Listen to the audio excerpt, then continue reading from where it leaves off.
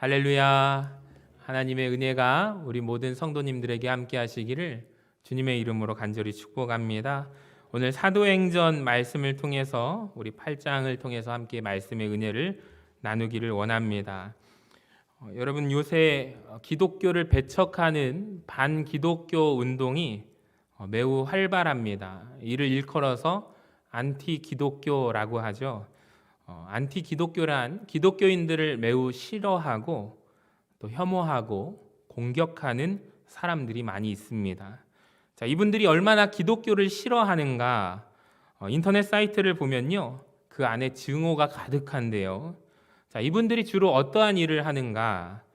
교회와 관련된 어떤 안 좋은 일들 있잖아요.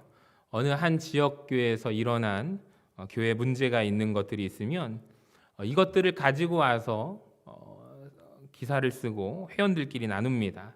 그리고 그 내용 기사를 다 퍼서 나르는 역할을 해요. 그리고 조회수를 올리는 역할을 합니다. 자, 그래서 반드시 우리나라 대표적인 사이트인 여러분이 핸드폰을 보실 때 네이버나 다음 기사, 뉴스 기사들을 많이 접하시는데 그곳에 노출되도록 만드는 역할을 한다라는 것입니다. 여러분, 우리가 보는 다음이나 네이버 이런 포털에 올라오는 인터넷 기사가 아무런 기사가 올라오는 것이 아니라는 것을 아십니까? 어느 정도 수준이 되어야 올라오는데 기독교와 관련된 부정적인 뉴스가 있다면 꼭 그렇게 전면에 노출이 되도록 전략적으로 활동하고 있는 단체가 안티 기독교 단체거든요. 여러분이 아셔야 됩니다. 여러분, 그런데 오늘 말씀에 보니까 반기독교 운동의 시초가 누구냐면, 따라해 볼까요? 사울, 청년 사울이 그 시초라는 것을 아십니까? 이 반기독교 운동의 시초입니다. 1절 말씀을 보니까 사울은 그가 죽임당함을 마땅히 여기더라라고 말씀을 하고 있습니다. 우리 한번 화면을 보여주시면 사울은요, 어느 한 사람이 죽었습니다. 스데반 집사죠. 7장에서 우리가 지난 시간까지 나누었던 신앙으로 말미암아 돌에 맞아 죽은 이 한 사람의 죽음.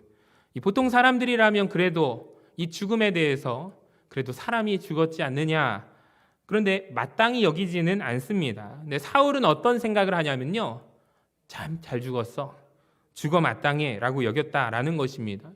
이 정도면 사울이 그리스도인들을 향한 증오가 어마어마했다는 것을 우리는 알 수가 있어요. 여러분, 스데반 집사님의 마지막 죽음은 어떻습니까? 아름답지 않았습니까?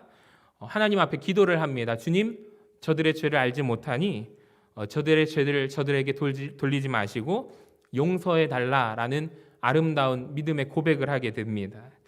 여러분, 스데반 집사님이 그렇게 마지막 순간에 기도하고 죽는 모습을 바라보았다면 마음의 동요가 일어나지 않을까요? 근데 사울은 마음의 동요가 없습니다. 너무 싫어하고 너무 혐오하기 때문에 3절을 한번 볼까요? 같이 한번 읽어봅니다. 3절 말씀 시작. 사울이 교회를 잡멸할세 각 집에 들어가 남녀를 끌어다가 옥에 넘기니라. 여기 보시면 잡멸할세, 잡멸.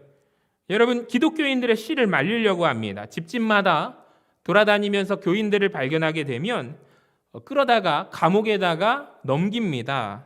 여러분, 왜 이렇게까지 싫어했을까요? 왜 이렇게까지 잔인하고 무정했을까요? 여러분, 사람이 이 정도라면 기독교인을 향하여, 기독교를 향하여 엄청난 증오가 있다는 것을 우리는 알 수가 있는데요. 만약에 우리에게 이런 생각을 해봤어요. 타임머신이 있다면 우리가 반기독교 운동에 앞장서고 있는 이 청년 사울을 만나서 인터뷰를 할 수 있다면, 마이크를 들이대고 왜 기독교를 그렇게 싫어하고 혐오합니까? 라고 물어봤을 때 사울은 어떤 표정으로 어떤 말을 하게 될까요? 상상을 해봤어요. 아마도 이글거리는 눈빛으로 증오를 가득 담은 눈빛과 혐오하는 말들로 왜 기독교인들을 죽여야 하는지, 저 사람들이 얼마나 나쁜 사람들인지를 침을 튀겨가면서 열변을 토하지 않았을까 생각을 해보았습니다. 여러분, 가만히 보면 우리 주변에도 기독교인들을 유독 싫어하는 사람들이 있지 않습니까? 그게 내 남편일 수도 있고 내 친구가 될 수도 있고, 유독 교회를 위해서 싫어하는 분들이 많다는 것을 우리는 인정할 수밖에 없어요. 자, 가만히 보니까 이분들의 공통점이 하나 있는데요. 기독교에 대해서 증오하는 마음이 있고요. 주저함이 없어요. 또 교회 문제를 자기가 많이 알고 있대요. 내가 이런 모습도 알고 이런저런 저 교회, 이 교회 다 얘기를 알고 저 목회자의 비리를 내가 알고 이렇게 침을 튀겨가면서 얘기하지 않습니까? 그러니까 우리가 청년 사울을 인터뷰할 수 없지만 타임머신이 없으니까요. 근데 회심한 이후에 이 사도 바울이라는 사람이 인터뷰를 한 내용이 있어요. 뭐냐면 내가 그때 왜 기독교인들을 그렇게 박해했는가? 그 이유를 밝히고 있는데 디모데전서 1장에 보니까 내가 왜 그렇게 싫어했는가? 사도 바울이 이야기합니다. 우리 같이 한번 볼까요? 시작. 내가 전에는 비방자요, 박해자요, 폭행자였으나 도리어 긍휼을 입은 것은 내가 믿지 아니할 때 알지 못하고 행하였음이라. 여기 보니까 놀라운 고백을 합니다. 노란 글씨로 몰라서 그랬다라고 말하고 있어요. 여러분, 이 고백이 놀라운 고백입니다. 여러분, 오늘날 기독교를 싫어하는 분들의 특징이 뭐냐면 다들 내가 좀 안다 말합니다. 어려서부터 교회도 다녀봤고 교회 이런저런 문제들을 내가 너무나 잘 알고 있어서 내가 기독교를 싫어한다 얘기합니다. 근데 반기독교 운동의 시초인 사도 바울이 뭐라고 얘기하냐면 그땐 내가 몰랐었다. 몰라서 내가 그렇게 싫어했다라고 말합니다. 그러니까 교회를 잠깐 다녀봤다라고 말하는 사람들의 속에는 정말로 하나님을 몰라서 그런 것입니다. 진리를 만난 적이 없어서 그런 것입니다. 교회 이런저런 표면적인 문제는 알고 있을지 모르지만 여러분, 교회를 세우시고 교회에 운행하시는 성령님의 역사하심을 몰라서 그러는 것입니다. 여러분 깨달아지십니까? 진짜입니다. 여러분, 우리 주변에 유독 기독교에 대해서 비판적이고 그리스도인들을 싫어하는 분들을 우리가 만나잖아요. 그러면 여러분 겉으로 당신이 몰라서 그래 그렇게 말하지 말고 속으로 생각하세요. 아, 저분이 몰라서 저러는구나. 진짜예요. 아무것도 몰라요. 그분들이 엄청 많이 알고 있는 것처럼 얘기를 하지만 주로 내가 기독교에 대해서 안다고 말씀하지만 아닙니다. 하나도 몰라서 그러기 때문입니다.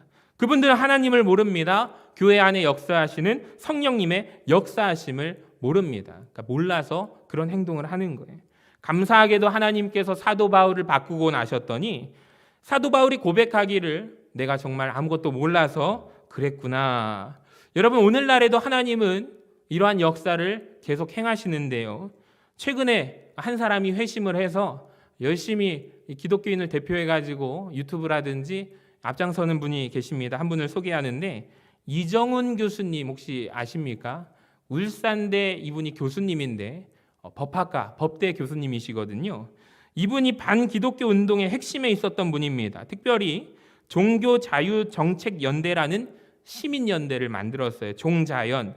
이 겉으로는 종교의 자유를 표현하나 사실은 그 내면 깊숙이 어떤 의도가 있냐면 기독교를 탄압하는 반기독교 운동을 목표로 하고 있습니다. 그러니까 이분이 이걸 만들면서 마음속에 교회를 핍박하고 기독교를 박멸하겠다라고 외치고 만든 단체거든요. 한 2분 정도 되는 이분의 간증 영상을 제가 가져왔습니다. 한번 잠깐 보시기를 바랍니다.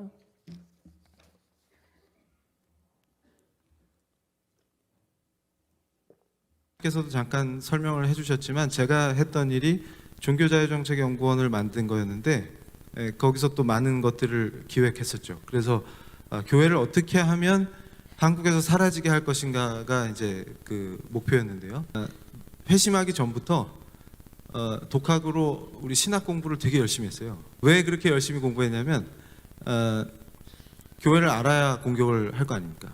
항상 말씀 공부하고 신학 공부하고 틈나면 CTS 보고 CTS 보면서 목사님들 설교 연구하고 아 저런 얘기를 주로 하는구나. 그 다음에 선교 전략이 뭐구나 이런 걸 이제 보는 거죠. 그때도 이제 머리가 아파서 집에 왔는데 CTS 보다가 설교하시는 목사님 조롱하다가 주님 저는 죄인입니다 이렇게 고백하는 그 장면에서 죄인 웃기고 있네 너나 잘하세요 이렇게 조롱하다가 딴 때 같았으면 괜찮았을 텐데 그날 혀가 딱 굳어버린 그 조롱하던 혀가 꼼짝을 못하는 거죠. 근데 그대로 앞으로 엎드렸는데 굉장히 짧은 시간이었던 것 같은데 저한테는 굉장히 긴 시간이었죠. 근데 첫 느낌이 난 죽었구나 이거였습니다. 그리고 그 위대하시고 거룩하신 분을 느껴버려죠. 근데 그때 느꼈을 때에 제가 또 가졌던 그것이 세포까지 알게 됐던 것이 뭐냐면, 나는 정말로 완벽하게 철저하게 부패한 자구나. 그러니까 내 안에는 의로움이라고 하는 것은 정말 어떤 티끌만큼의 것도 찾을 수가 없는 존재구나. 그걸 깨달아 버렸어요. 2분 정도 되는 간증인데요. 원래 간증은 한 1시간 반짜리입니다. 이분이 지금 전국 교회들을 다 돌아다니면서 간증을 하시고, 이 청년 사역 앞에 이제 이 시대를 어떻게 살아가야 될지 기독교인으로 방향을 제시하는데, 이분이 전공이 법이잖아요. 그러니까 종교 자유 종자연 그 연합을 만든 이유가 뭐냐면, 법을 통하여 이 시대 기독교인들을 탄압하고, 우리가 법을 잘 모르잖아요. 그걸 자기가 발의를 했대요. 만들고 연구하는 일들을 이 시대에 어떻게 하면 교회들을 억압할까, 탄압할까. 근데 그게 이제 이 과정 가운데서 하나님을 만난 거예요. 혀가 마비가 되고 자기가 깨닫게 됩니다. 회심하고 난 이후에 사도 바울처럼 이제는 반대 진영에 서서 이제 하나님을 전하게 되었어요. 근데 문제는 뭐냐면, 자기가 만든 그 법안이 통과되기까지 간 거예요. 그러니까 얼마나 기가 막혀요. 이게 통과돼 버리면은 자기도, 그러니까 하나님이 그때 이분에게 또 이제 반대 진영을 통해서 그 법을 막는 역할을 하셔서 막게 되었습니다. 그래서 이런 쭉 간증들을 하는데, 보니까 저는 참 놀라웠던 게 뭐냐면, 그러니까 이분이 했던 말 중에 한 가지가 있어요. 우리보다 성경을 더 많이 읽는다는 거예요. 연구를 한다는 거죠. 그러니까 이분의 생활 패턴이 퇴근하고 오면은 성경 보고, 하나님의 말씀 보고, CTS 켜서 목사님들 설교를 분석하고, 그러니까 누구보다도 많이 듣고 많이 아는 사람인 거예요. 가만히 보니까 놀라운 고백이 뭐예요? 자기가 교회에 대해서 많이 한다고 생각했잖아요. 교회 이런저런 문제를 많이 알았다고 생각을 했는데, 알고 보니 자기가 위대하신 하나님을 경험하고 나서 난 아무것도 아니구나, 아무것도 몰랐구나, 인간이 얼마나 죄인인지 몰랐고 하나님이 얼마나 위대한 분이신지 이분이 몰랐다 고백을 합니다. 사도 바울도 마찬가지죠. 내가 몰라서 그랬다고 고백합니다. 여러분, 혹시 우리 주변에서 기독교를 박해하고 이런저런 문제를 얘기하시는 분들을 바라볼 때 속으로 우리가 불쌍히 여기기를 원합니다. 그들이 몰라서 그럽니다. 우리가 기도할 때 하나님, 저들의 눈이 열려서 살아계신 하나님을, 은혜를 바라보는 눈이 있기를 원합니다. 함께 기도하시기를 바랍니다. 이 본문으로 돌아가서 8장 1절 말씀을 우리 같이 한번 화면을 보고 읽어볼까요? 시작. 그날에 예루살렘에 있는 교회에 큰 박해가 있어 사마리아 모든 땅으로 흩어지니라. 아멘. 이 말씀을 잘 보시면 굉장히 중요한 말씀이거든요. 자, 왜 이 말씀이 중요한가? 우리가 1장 8절의 말씀을 기억하실 것입니다. 오직 성령이 너희에게 임하시면 너희가 권능을 받고 예루살렘과 온 유대와 사마리아와 땅끝까지 이르러 내 증인이 되리라 하시니라. 하나님이, 우리 주님 예수님이 명령하셨습니다. 그러니까 예수님의 마지막 지상 명령이거든요. 자, 이 말씀에서 예수님이 무슨 이야기를 하셨냐면, 성령이 너희에게 임하시면 너희가 무엇을 받고? 권능을 받고, 자, 그 다음엔 예루살렘을 넘어서서 유대와 사마리아와 땅끝까지 넘어 내 증인이 되리라 라고 주님의 명령이자 약속을 우리에게 주셨거든요. 여러분, 성령님이, 우리가 사도행전 강해를 쭉 보면서 사도행전 몇 장에 성령님이 임하실까요? 2장에 임하십니다. 자, 성령이 임하면 그 다음엔 온 세계 열방으로 나아가서 복음 전하는 약속을 주셨잖아요. 자, 그런데 우리가 사도행전을 쭉 묵상하다 보면 2장에 성령님이 임하셨는데 3장부터 아무리 눈을 크게 동그랗게 뜨고 읽어도 제자들은요, 나가서 복음 전하지 않는다는 것을 발견하게 돼요.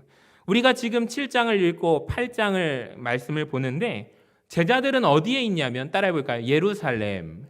제자들은 지금 예루살렘 안에만 머물러 있습니다. 자, 지금 하나님은, 예수님은 나가라라고 말씀하시고 명령하셨는데 그들은 나가지 않아요. 예루살렘 성전에만 머물러 있어요. 자, 그래서 하나님이 이 박해를 통하여 흩으시는 거죠. 여러분 잘 기억하셔야 돼요. 사도행전 1장 8절 말씀에 순종하지 않으니까 하나님은 8장 1절을 통해서 흩으시는 방법을 사용하신다라는 거예요. 깨달아지십니까? 하나님이 나가라 했는데 나가지 않으니까 이들이 이렇게 흩어지는 역사가 일어나게 됩니다. 자, 오늘 본문 보니까 그래도 안 나가는 사람들이 있는데 1절을 잘 보니까 누가 안 나갑니까? 한번 말씀을 보여주시면 사도 외에는, 여러분 사도가 누굽니까? 많은 사람들이 흩어지고 있는데 흩어지지 않고 예루살렘을 떠나지 않은 이들은 놀랍게도 사도들, 즉 예수님의 제자들이 안 떠나고 있는 거죠. 예루살렘에 남아 있는 거죠. 질문 드리겠습니다. 이게 잘한 행동일까요? 못한 행동일까요? 제가 아까 말씀드렸잖아요. 예수님이 성령을 받고 권능을 받고 예루살렘을 떠나라고 했습니다. 온 유다와 사마리아와 땅끝까지 이르러 복음 전하라고 말씀하셨는데 제자들은 떠나지 않고 있습니다. 왜 그럴까요? 예루살렘을 지켜야 하기 때문에, 예루살렘 교회가 너무나도 중요하기 때문에. 자, 특별히 사마리아 땅으로 안 가는 이유는 뭘까? 여러분, 예수님의 제자들은 히브리파 유대인들이라고 말씀드렸습니다. 자, 이스라엘 사람들에게 있어서 사마리아 땅, 사마리아 지역은 어떤 이미지를 갖고 있냐면 부정한 땅, 불결한 땅입니다. 지도를 한번 보여주시면 아수르가 이렇게 대제국을 이루어서 정복하는 지도거든요. 아수르가 화살표를 보시면 네모에 사마리아 보이십니까? 이 사마리아 지역을 확대한 모습이 왼쪽의 지도인데요. 이 사마리아 땅으로 정복을 하면서 사람들을, 민족을 혼합 정책을 하고요. 종교 혼합 정책을 해요. 그러니까 혈통적으로 신앙적으로 섞여버려요. 그러니까 이스라엘 사람들이 볼 때 사마리아 사람들, 저 사람들 사람도 아니야. 개와 돼지만도 못한 사람들이야 라고 여기는 것이죠. 그래서 예수님께서 사마리아 여인과 대화하는 걸 보고 예수님의 제자들이 이상하게 여기는 이유가 여기에 있는 것입니다. 여러분, 선한 사마리아인의 비유가 나오는 이유가 있죠. 그 당시 사람들은 사마리아 사람들을 사람으로 취급하지 않았기 때문입니다. 그 땅으로 가기가 싫어서 사마리아 지역을 피해서 삥 돌아서 갑니다. 훨씬 먼 거리를 얼마든지 택해서 그쪽으로 피해서 가는 거죠.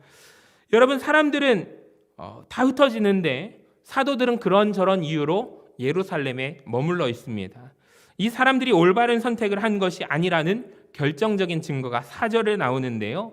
4절 말씀 보시면 그 흩어진 사람들이 뚜렷 다니며 복음의 말씀을 전하고 있습니다. 여러분, 여기에서 이 말씀을 보면서 질문을 한번 드릴게요. 원래 이 역할을 누가 해야 할까요? 제자들이 복음 전하는 역할을 해야 하지 않습니까? 흩어져서 복음 전하는 거 제자들이 해야 되는데, 잘 보세요. 여러분, 교회가 예루살렘 안에만 있었는데 이 박해로 인해서 흩어진 사람들이 있고 예루살렘에 남아있는 사람들이 있습니다. 자, 그렇다면 사도행전의 카메라는 어디를 향하고 있을까요? 예루살렘을 비추고 있을까요? 흩어져 있는 사람들을 비추고 있을까요? 카메라가, 사도행전의 카메라가 누구를 추적하냐면, 여러분 5절부터 보시면 빌립이 사마리아 성에 내려가 그리스도를 백성에게 전파하는 장면을 추적하고 있습니다. 사마리아로 사도행전의 시점이 따라가는 거예요. 여러분, 성령님의 관심사가 어디 있는지를 알 수 있습니다. 흩어진 사람들, 복음 전하는 사람들에게 있다라는 것이죠. 여러분, 사도행전 11장에 보면은 사도행전의 시선이 어디를 또 향하는가? 11장 19절에 보실까요? 그때 스데반의 일로 일어난 환란으로 말미암아 흩어진 자들이 계속 추적하고 있습니다. 이 베니게와 부르와 안디옥까지 이르러 복음 전하는 것을 추적하죠. 처음에는 유대인에게만 말씀 전하다가 나중에 20절을 한번 보면 그 중에 구브로와 구레네 몇 사람이 안디옥에 이르러 헬라인에게도 말하여 주 예수를 전파하니 주의 손이 그들과 함께 하심에 수많은 사람들이 믿고 주께 돌아오더라. 아멘. 여러분, 이것이 따라합시다. 안디옥 교회. 안디옥 교회가 세워지는 역사를 사도행전의 카메라가 추적하고 있는 거예요. 여러분, 11장에 세워진 안디옥 교회에서 바울과 바나바가 담임 목회를 하고요. 그 다음에 세계 선교 여행 3차에 걸쳐서 나가는 이야기가 사도행전의 중심의 메시지입니다. 그러니까 더 이상 사도행전의 카메라는요, 예루살렘을 집중하고 있지 않습니다. 왜 그럴까요? 주님의 관심사가 거기에 있으니까 그렇습니다. 사도행전을 처음 제가 읽어보았을 때 굉장히 충격받았던 게 사도행전, 사도들의 이야기, 예수님의 12제자의 이야기가 다 나오는 줄 알았어요. 그걸 기대했어요. 그런데 아닙니다. 우리가 읽어보시면 12제자들의 이야기가 거의 안 나오죠. 베드로의 이야기가 사도행전 10장에 고넬료 이방 사람에게 복음 전할 때 잠깐 언급이 되고요. 유대인의 그 장벽을 넘어서 이방인 고넬료에게 복음 전하는 내용이 나옵니다. 그리고 이후에 베드로의 장면이 별로 없습니다. 12제자, 우리가 아는 12제자의 행적이 사도행전에 있습니까? 없습니까? 없습니다. 왜 그랬을까요? 그 이유가 그들은 어디에 있었기 때문에 예루살렘에 갇혀 있었기 때문입니다.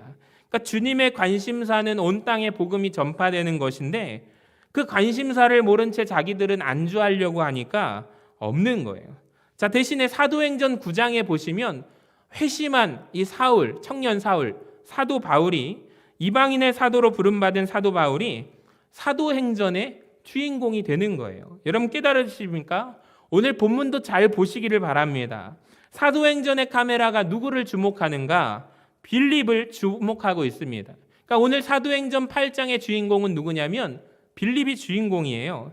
빌립이 사마리아 성에 내려가 그리스도를 백성에게 전파하는 모습을 사도행전 카메라가 빌립을 비추고 있는 것이죠. 저는 이 부분을 보면서 이런 생각이 들었어요. 여러분 이왕 우리가 한번 인생 살아가는데 여러분 예수 믿는 것 하나님 나라의 주역으로 쓰임받는 저와 여러분 되시기를 주님의 이름으로 간절히 축원합니다. 이런 이야기를 할 때는요, 여러분 아멘을 좀 크게 해도 괜찮아요. 제가 다시 말씀드릴게요. 여러분 이왕 한번 예수 믿는 것 하나님 나라의 주역으로 쓰임받는 저와 여러분 되시기를 주님의 이름으로 간절히 축원합니다. 아멘. 이 정도는 돼야죠. 여러분 빌립이 왜 주역이 됐을까요? 뜻하신 그곳에, 주님이 뜻하신 그곳에 복음을 전했기 때문에 빌립이 주인공이에요. 제자들은 보세요. 뜻하신 그곳에 그들이 없어요. 주님은 나가라고 말씀하셨는데 그들은 예루살렘에 갇혀 있어요. 빌립이 순종하고 사마리아 땅으로 갈 때, 꺼리끼는 그곳에 나아갈 때 그는 복음의 하나님 나라 복음의 주인공이 되는 것입니다. 여러분 마찬가지로 우리도 마찬가지예요. 여러분도 하나님 나라의 복음의 주인공이 얼마든지 될 수 있습니다. 오늘날의 사마리아가 있거든요. 여러분 혹시 누군가를 떠올리면서 저 사람은 도저히 전도가 안 돼. 아유 저런 사람들이 어떻게 예수 믿어? 이런 사람한테는 도저히 내가 전도할 수 없지라고 여겨지는 사람이 있다면 그분은 사마리아 사람입니다. 여러분 근데 그 사람들에게 여러분이 복음을 전하게 될 때 우리는 하나님 나라의 복음의 주인공이 될 수 있다는 사실을 기억하시기를 바랍니다. 또 하나 빌립의 상황을 지금 보시면 지금 쫓겨가는 중이잖아요. 핍박받아서 여러분 도망가는 중이잖아요. 박해받아서 옮겨가는 피하는 중, 정신없는 와중 아닙니까? 근데 그 빌립이 그 와중에 뭐 하냐면 전도를 하고 있다라는 것입니다. 우리의 모습과 참 대조되는 것 같습니다. 이 와중에 우리가 어떻게 내 상황이 형편이 전도할 수 있는 환경이 아닙니다. 내 형편이 이런 상황에 무슨 전도를 합니까? 지금은 때가 아니에요. 애들을 좀 내가 키워놓고 내 사업을 어느 정도 궤도로 좀 올려놓고 나면 그 다음에 내가 하겠습니다. 저는 그런 분들께 좀 묻고 싶어요. 그런 때는 도대체 언제 올까요? 목사님 나중에 새벽 예배 자리 나중에 그때가 언제 올까요?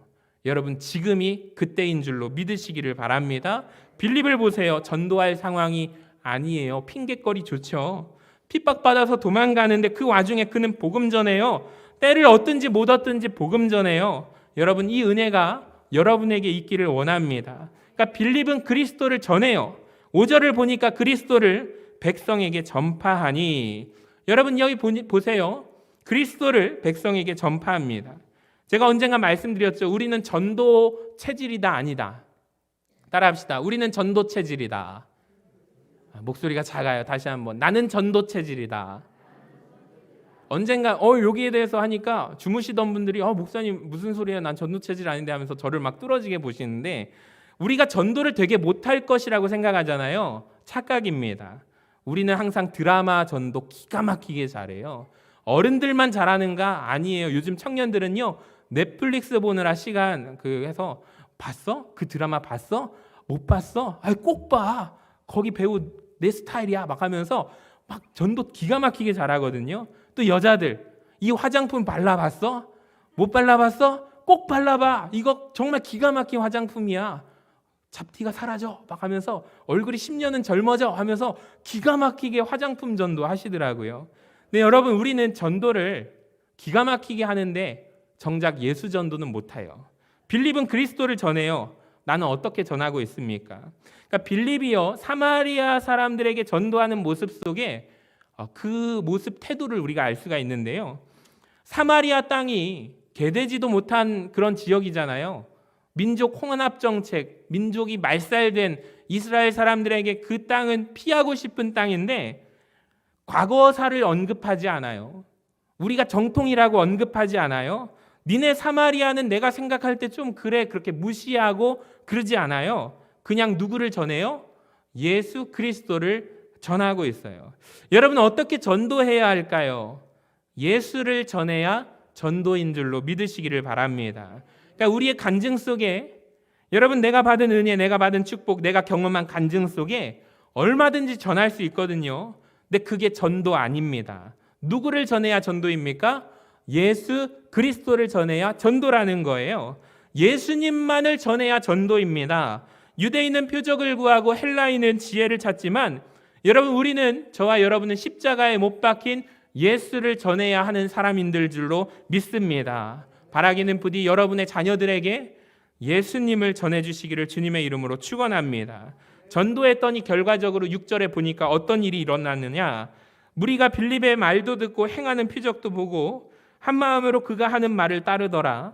많은 사람에게 붙었던 더러운 귀신들이 크게 소리를 지르며 나가고 또 많은 중풍병자와 못 걷는 사람이 나으니 결과적으로 8절에 보니까 그 성에, 사마리아 성에 큰 기쁨이 넘쳤대요.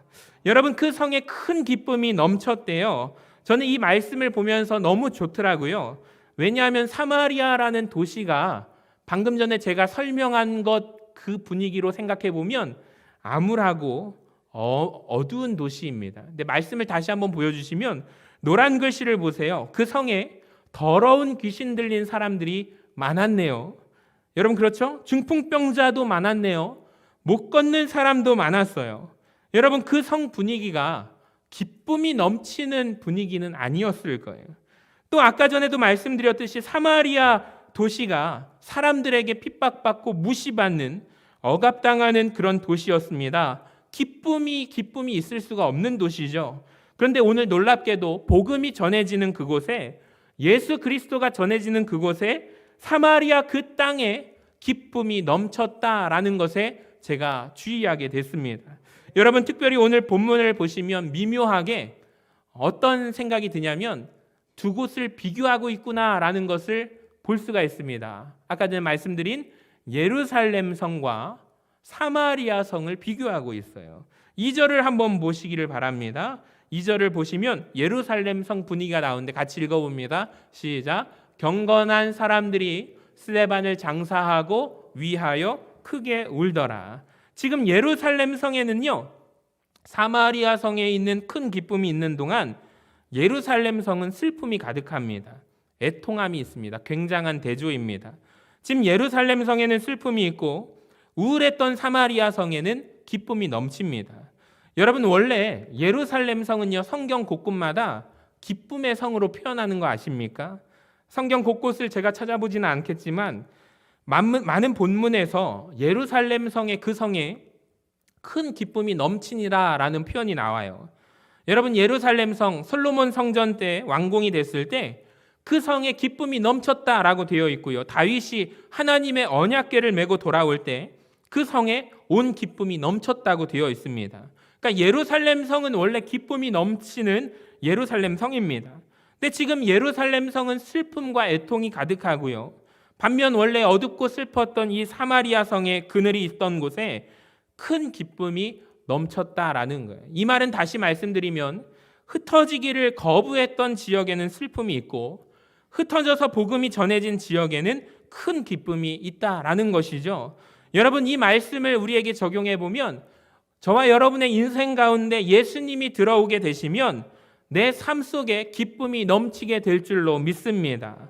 여러분, 우리 교회에 진짜 예수님이 계시면요, 이 교회에 기쁨이 넘칠 줄로 믿습니다. 여러분, 그러니까 예수님이 계시는 분과 마음속에 예수님이 계시지 않는 분의 가장 큰 차이점이 무엇인지 알려드릴게요. 여러분, 예수님이 계신 분 그 마음속에 뭐가 있다? 기쁨이 있다라는 거예요. 따라합시다. 기쁨이 있다. 내가 교회를 다닌다고 신앙생활을 오랫동안 했지만 맨날 내 얼굴이 일그러져 있다면 여러분 다시 한번 생각해 보셔야 돼요. 혹시 내 입술이 입만 열면 비판할까? 원망하는가? 불평하는 분들 계시죠? 여러분 그 속에 자세히 보시면 예수님 안 계십니다. 앞으로 교회에서 누가 계속 비판하고 원망하고 불평하면 속으로만 그러시기 바랍니다. 겉으로 하시면 안 돼요. 당신 속에 예수님이 없어서 그래, 그런 말 하시면 안 돼요. 상처받아요. 여러분 속으로 저분 속에 예수님이 안 계시구나. 여러분 아까 외부에서 반기독교 활동하시는 분들, 그런 분들 보면 속으로 하세요? 몰라서 그러는구나. 주님께서 그 마음문을 활짝 열어주시기를 기도하기를 원합니다. 여러분 주님이 우리 속에 들어와 거하시기를 원하십니다. 그러니까 주님이 내 속에 진짜 계시면요 기쁩니다. 환난 가운데서도 빌립처럼 기뻐할 수가 있다니까요. 여러분 우리 교회에 속한 여러분의 삶에 기쁨이 넘치기를 원합니다. 특별히 우리 11월 한 달을 세 달을 월삭으로 우리가 감사로 열어가는 세 달, 이 한 달이 되기를 우리가 간절히 기도했는데 여러분 마음의 중심에 주님이 계시기를 원하고 우리 교회를 통하여 이 전주 땅에 사마리아 성읍에 그 땅에 큰 기쁨이 임한 것처럼 우리 교회를 통하여 전주에 큰 기쁨이 넘치기를 간절히 소망합니다. 말씀을 마칠게요. 제가 한 4가지를 말씀드렸는데 첫 번째, 사도 바울이 청년 시절에 그렇게 박해했던 이유는 알아서가 아닙니다. 몰라서 그랬습니다. 하나님이 그를 변화시키고 회심하시자 이런 은혜가 우리에게도 있기를 원하고요. 사도들은 뜻하신 그곳에 있지 않았습니다. 예루살렘에만 있었고 뜻하신 그곳에 가서 복음 전한 빌립과 같은 사람들은 하나님 나라 복음의 주인공이 되는 것입니다. 여러분 우리가 그런 그 한 사람 되기를 간절히 소망합니다.